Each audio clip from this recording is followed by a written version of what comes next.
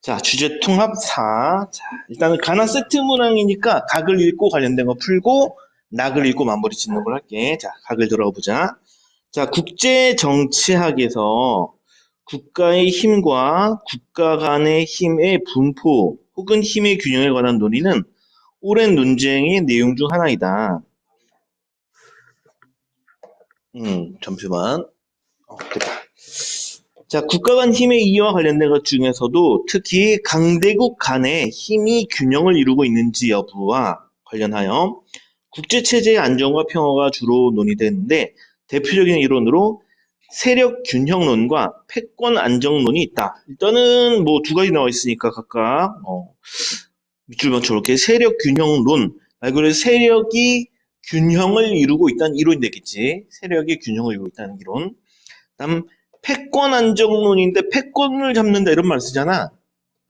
어떤 애가 권력을 잡아서 안정되었다는 이론. 이게 패권 안정론이 되겠어. 자, 일단 두 가지가 있고.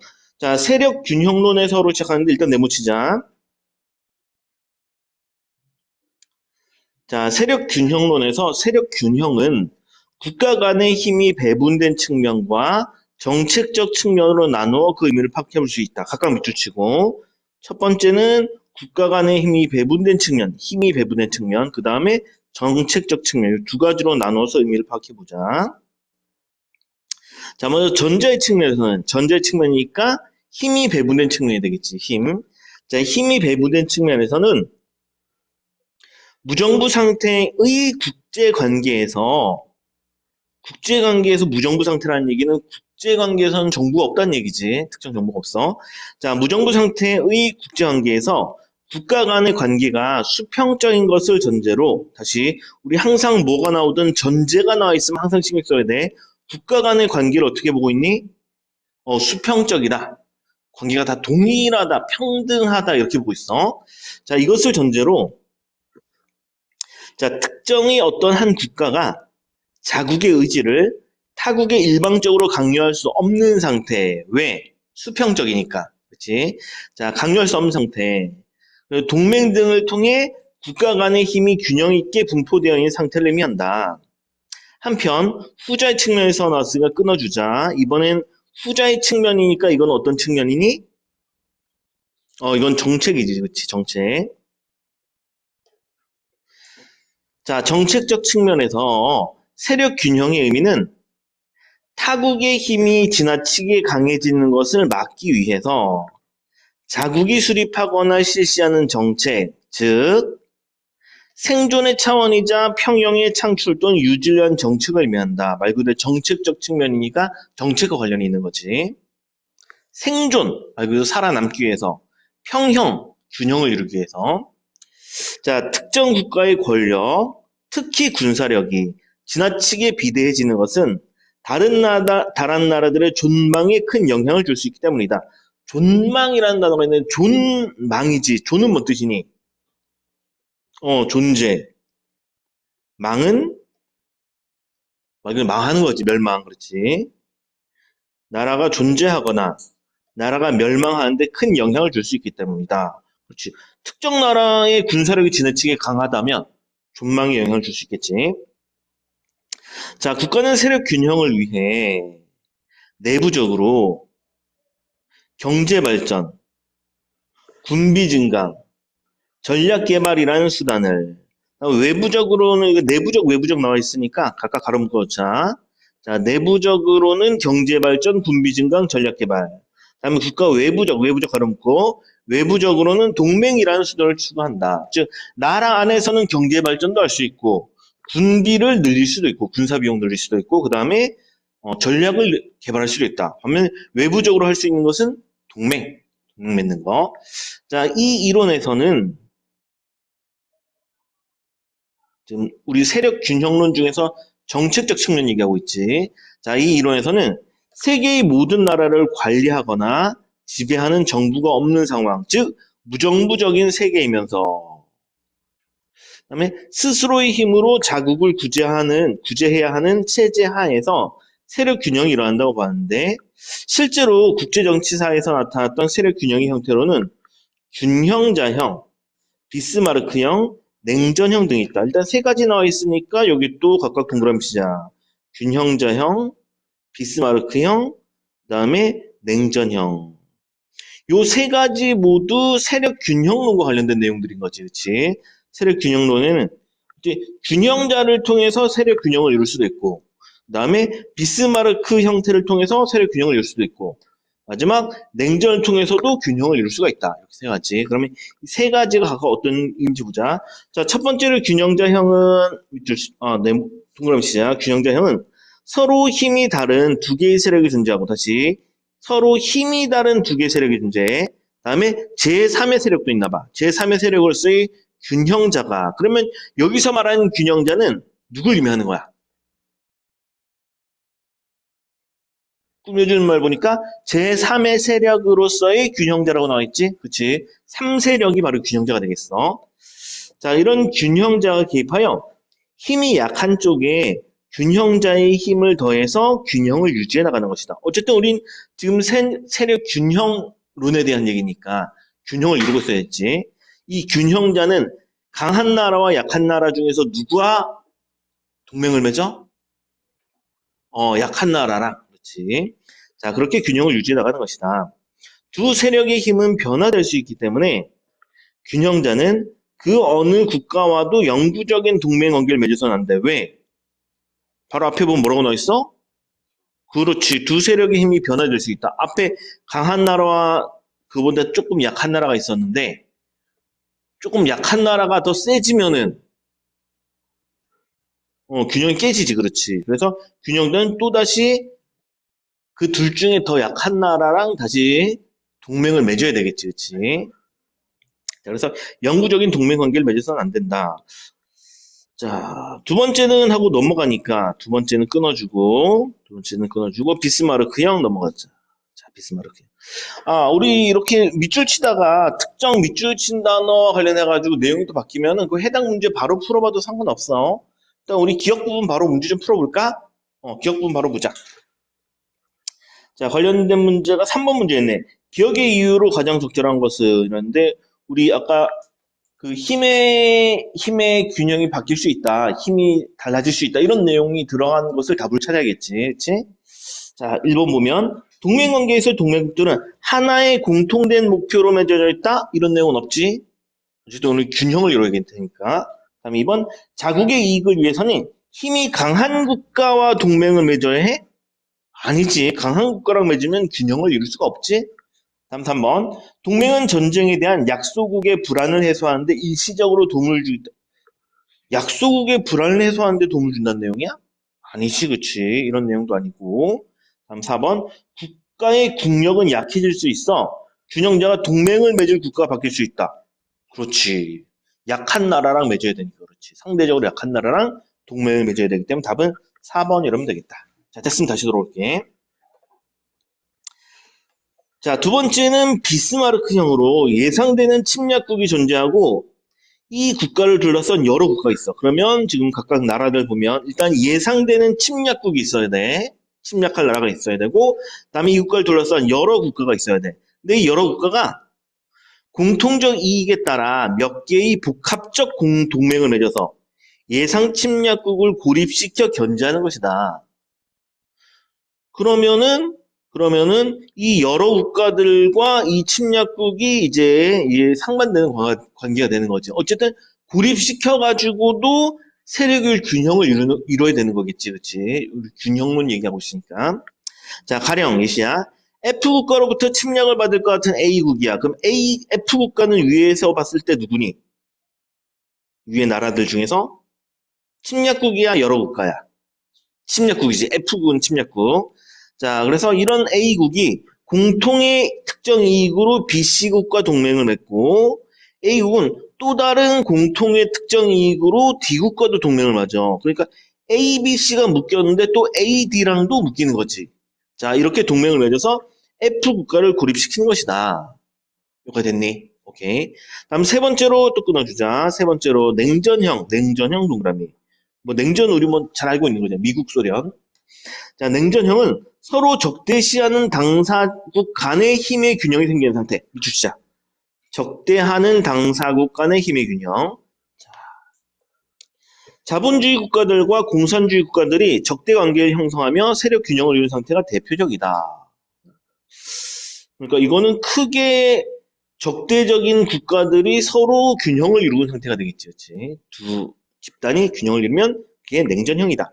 자, 한편 패권 안정론 네모치고 내용 바뀌었다 이제. 패권을 잡아서 안정을 시킨 이론이겠지. 패권을 잡아서 안정을 시킨 이론. 자, 강대국 중에서도 특정의 한 강대국이 국제 질서에서 패권국이 되고 다시 그럼 누가 패권국이 됐니? 강대국, 특정한 한 강대국은 패권국이지. 자, 패권국이 되고 이 국가를 중심으로 한 국가 체제의 안정이 만들어진다고 보았다. 즉 강한 나라가 하나 있으니까 다른 애들이 덤비지 못하는 상태. 동물의 왕국 같은 거지. 힘이 센 사자, 누머리 하나 있으면 밑에 쫄러리 쫙 깔리는 거. 자, 입장에서는 국제관계를 무정부 상태로, 여기서도 무정부 상태로 보고 있지. 자, 그리고 국가 간의 관계는 강대국과 중간국과 약소국으로 구성되어 있는 수직적 관계로 본다. 그러면 각각 밑줄 쳐보자. 강대국, 강한 나라고. 중간국이니까 이 말 그대로 강하긴 강한데 중간으로 강한 나라가 되겠지. 다음 약소국으로 구성되어 있는 수직적 관계다. 자, 패권국은 자국을 중심으로 한 국제 질서를 형성하고 유지하기 위해 정치, 경제, 군사적 원조 등과 같은 긍정적 자극을 타국에 주고 다시 그러면 강대국이 중간국이나 약소국에게 정치, 경제, 군사적 원조를 주는 거지. 그렇지. 거기 밑줄 치자. 자, 이런 긍정적 자극을 주고 그다음에 안전 및 소유권의 보호라는 국제적인 공공재를 제공하고 여기도 밑줄자. 안전 및 소유권 보호라는 국제적인 공공재를 제공하거나 여기에 필요한 비용을 분담한다. 자, 그러면 패권국은 뭐가 좋은 건데? 왜 이러는 거야, 얘는? 뭘 계속 주기만 하는데. 뭘 위해서? 그렇지, 여기지. 자국을 중심으로 한 국제 질서를 형성하고 유지하려고 자꾸 나눠주는 거야. 뭔가를 자꾸 주는 거지.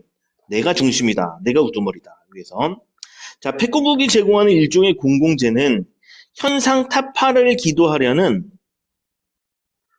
현상 타파 알지? 현재 상태를 깨부신다는 뜻이지. 현재 상태를 부시려는 것을 기도하다는 뜻 뭐니?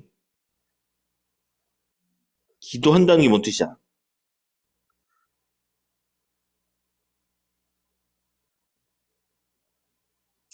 신께 기도하는 거야? 아니잖아. 꾀하다 이런 말 들어보지. 꾀하다, 도모하다 이런 뜻이야.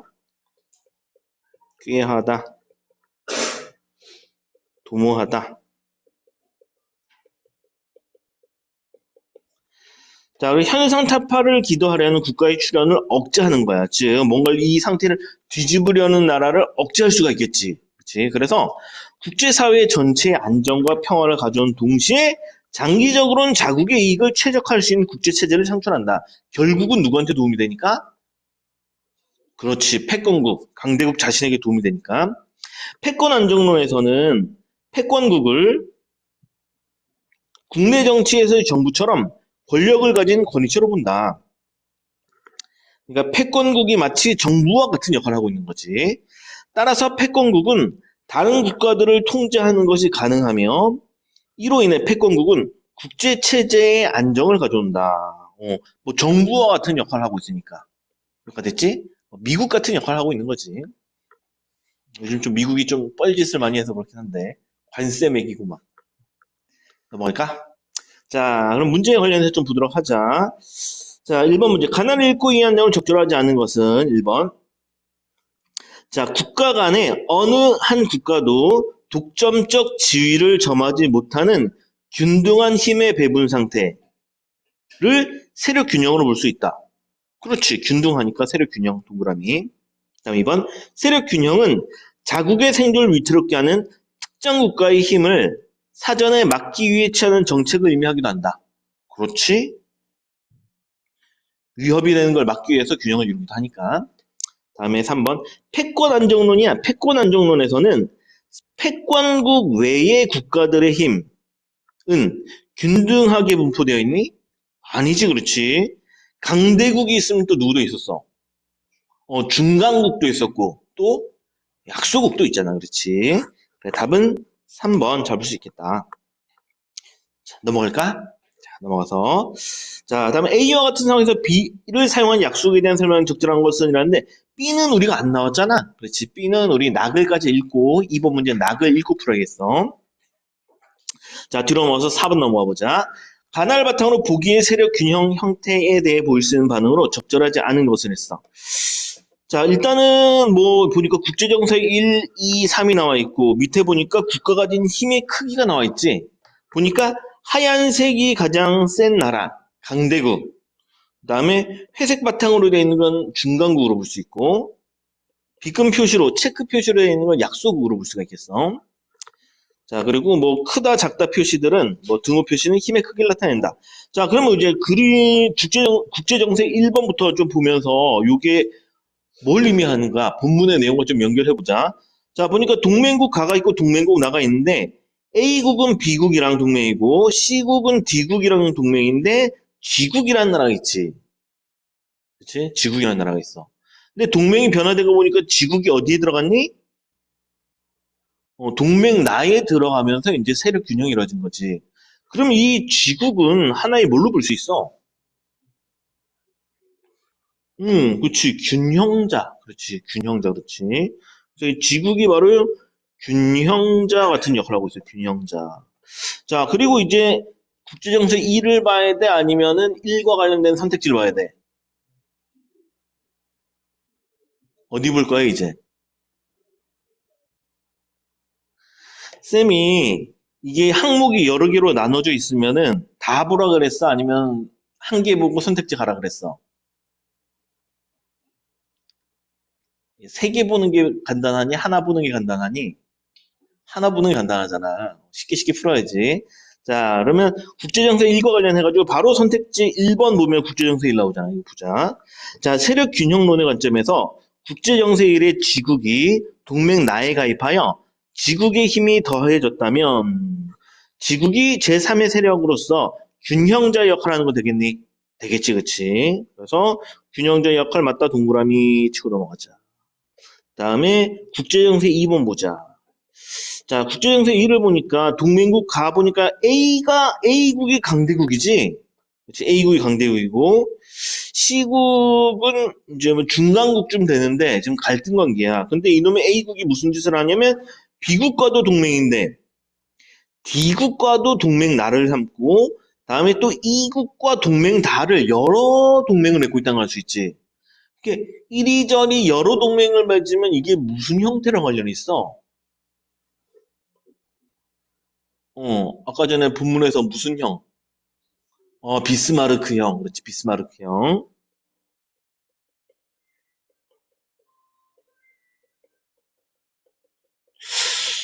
세계사 공부한 지 너무 오래돼가지고. 고등학교 때 독일의 정책자였나? 그랬던 것 같아. 철의 정치? 기억 안 남. 그때 잘했는데. 자, 2번 보자. 세력 균형론의 관점에서 국제정세 2의 A국이 D국 및 E국과 각각 동맹을 맺고 있지. 이런 것은 C국을 고립시키기 위해서이다. 그렇지. 비스마르크 형의 그 목적은 고립을 통한 세력 균형이었지. 그렇지. 자, 다음 마지막 국제정세 3번을 보니까 자, A, B, C국이 동맹이고 D, E, F국이 동맹을 맺음으로써 그러니까 강대국과 약소국 두 나라, 다음에 중간국 두 나라랑 약소국 이렇게 해가지고 균형을 이루고 있는 상태가 되겠지. 그리고 이들은 적대 관계인데 균형을 아예 이루고 있는 상태가 되겠지, 그렇지? 자, 그럼 이건 뭐에 대한 얘기니? 무슨 형? 그렇지, 이게 바로 냉전형이 되겠지, 냉전형. 자, 제가 쓰면 정세 3과 관련해서 3번 보면 자, 세력 균형론의 관점에서 국제 정세 3은 A, B, C 국과 D, E, F국이 적대 관계인 상태 되겠어. 그렇지. 냉전을 통한 적대 관계 맞는 거겠지. 다음 4번 5번 보니까 동맹 전략이라는데 동맹 전략은 우리가 모르잖아. 그렇지. 읽은 적이 없으니까 패스. 자, 되었으면 이제 낙을 넘어가도록 하자. 낙을 짤딱. 자, 각 국가를 통할하는 공권력이 없는 국제사회에서 자국의 안보를 다시 각 국가를 통할하는 공권력이 없는 국제사회 이게 무슨 상태라고 할 수 있어? 그렇지 무정부 상태가 되는 거지. 자 무정부 상태의 국제사회에서 자국의 안보를 확보 또는 유지하는 것이 곤란한 국가가 심각한 정도의 위협을 느낄 때 채택하는 전형적인 안보 정책의 수단이 동맹이다. 말 그대로 자신을 보호하기 위한 수단이 동맹이지. 동맹은 국가 간 힘의 결합이며 상호 군사적 지원의 약속이다. 동맹은 안보상의 위협뿐만 아니라 공통의 이익을 위해 결성되기도 한다. 다시 동맹의 목적이 나와 있지. 동맹은 뭘 위해서 이루어지고 있어? 안보상의 위협, 그다음에 공통의 이익 두 가지. 자, 이걸 위해서 결성되기도 한다. 그러나 동맹은 어디까지나 자국을 위한 것이기 때문에 이념에 따른 동맹의 결성 약화보다 이익에 따른 동맹의 결성 약화가 더 급격히 이루어질 수 있다. 책은 뭐 바로 납득되지? 그렇지. 이익이 최고지, 이익이 최고. 뭐 세계 경찰국이라 부르는 미국마저 관세 매기면서 난리를 치고 있으니까. 자, 이러한 문제에도 불구하고 동맹은 약소국의 안보 불안을 해소하는 데 도움이 된다는 것에는 이론의 여지가 없다. 이론이 뭐니? 그렇지. 다른 이론, 그렇지. 다른 논의가 없다. 자, 일반적으로 동맹 전략에는 균형 전략과 편승 전략이 있다. 균형 전략, 편승 전략 두 가지 있다. 자, 일단은 각각 밑줄, 균형 전략, 편승 전략. 균형 전략 동그라미 쓰자. 이름 그대로 균형 전략이니까 균형을 이루려는 전략으로 보면 되겠네. 자, 우월한 힘을 갖고 있는 나라 또는 패권국이 될 가능성 있는 국가에 대항하여 힘이 덜 강한 국가들이 하나의 동맹을 맺어. 그래서 국제사회에서 힘의 균형을 맞추고 패권국이 등장하지 않게 하는 것이다. 앞에 세력 균형 이론과 연관되지만 어떤 형태랑 비슷해?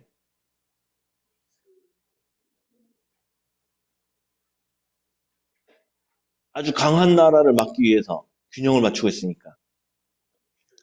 균형자 이런거 비슷하지? 그렇지. 균형자 이런 거 비슷해. 자, 하지만 2차 세계대전 이후 끊어주자. 자, 요 앞에 내용은 균형자랑 비슷하다면, 균형자 형태랑 비슷하면, 하지만 2차 세계대전 이후 시대 바뀌었으니 가로 묶어주고, 이후 강한 힘을 가진 미국에 서구 유럽이 협력을 하는 국제 정치 상황에 대해서 다시 한번 밑줄 치자. 강한 힘을 가진 미국에 서구 유럽이 협력을 하는 국제 정치 상황이 나섰어. 그럼 강한 나라가 밑에 나라를 다 끌어안는 상황이잖아. 이거 무슨 형태와 관련이 있니? 패권, 그렇지, 패권, 그렇지. 그래서 이게 패권을 잡은 상태로 볼 수가 있어. 자, 이는 힘이 강한 국가에 힘이 덜 강한 국가들이 동맹을 맺은 것이었으므로 균형 전략의 한계를 보여주었다. 균형 전략과 달리 편승 전략은 패권국 또는 힘이 강한 국가와 동맹을 맺고 이 국가가 가진 힘을 통해 국익을 극대화하는 전략이다. 딱 패권 국가 관련된 형태지. 자, 슈엘러 일단 사람 이름이니까 가로좀 묶어주고 학자 이름은 항상 묶어주고 나중에 찾아볼 수도 있으니까 묶어둔 거야. 중요해서 묶은 거 아니다. 찾아보기 위해서 묶은 거야.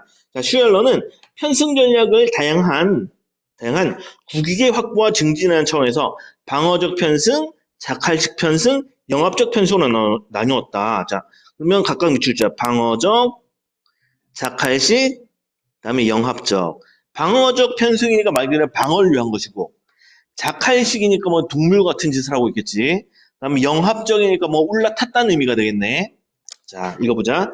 자, 방어적 편승은 동그라미 치고 방어적 편승은 강대국이나 패권국과 대립하는 약소국이 무모한 전쟁의 비용을 피하기 위해 강대국이나 패권국과 동맹을 맺는 것이다.